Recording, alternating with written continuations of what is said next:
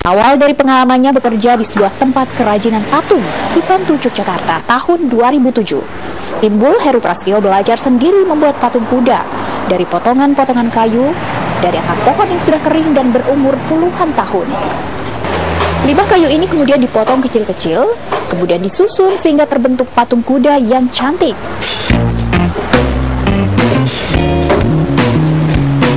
Awalnya hanya dijual kepada teman-teman dekatnya. Kemudian Timbul terus mencoba membuat aneka macam patung binatang dan banyak diminati. Bahkan ada teman yang menghubungkan dengan pembeli dari luar negeri.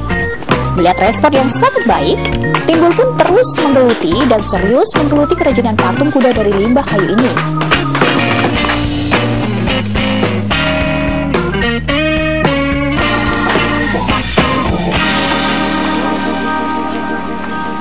Ide pertama kita dapat setelah kita ambil bahan tuh ngambil dari petani yang siap mau dibakar. Ternyata itu bagi saya adalah potensi barang bagus karena itu akar jati yang potensi udah beberapa puluh tahun dan itu bisa saya bikin untuk beberapa kerajinan. Akhirnya saya ada model-model tertentu yang saya waktu awal kita kombinasi, kita rangkai-rangkai dari awal itu ternyata bagus juga, terus dapat pasar juga.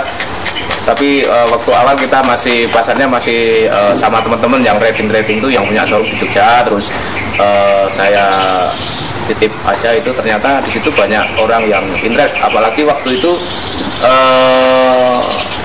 banyak yang untuk pameran di Jakarta itu ternyata untuk pasar Eropa masih bagus. Jadi ide awal memang saya yang menemukan untuk motif-motif atau sejenis kerajinan dari akar ini.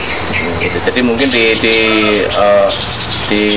pasar itu namanya akar rastik atau mungkin ada yang bilang driftwood atau itu untuk kata-kata internasionalnya, untuk bule-bule driftwood atau mungkin akar rastik gitu.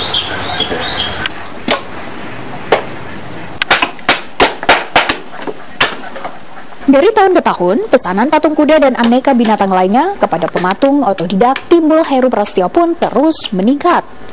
Sehingga Timbul merekrut warga sekitar rumahnya untuk membantu membuat puluhan patung-patung binatang.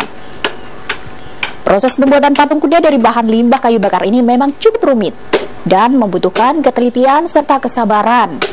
Daya imajinasi yang tinggi untuk membentuk potongan-potongan kayu menjadi patung binatang.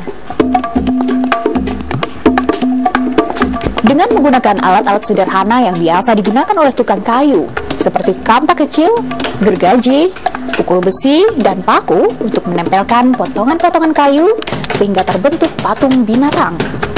Dalam perkembangannya, Timbul berhasil mendidik puluhan anak-anak muda putus sekolah menjadi pematung-pematung yang handal dan hasil karyanya diminati pangsa pasar luar negeri seperti Eropa, Amerika, dan Asia.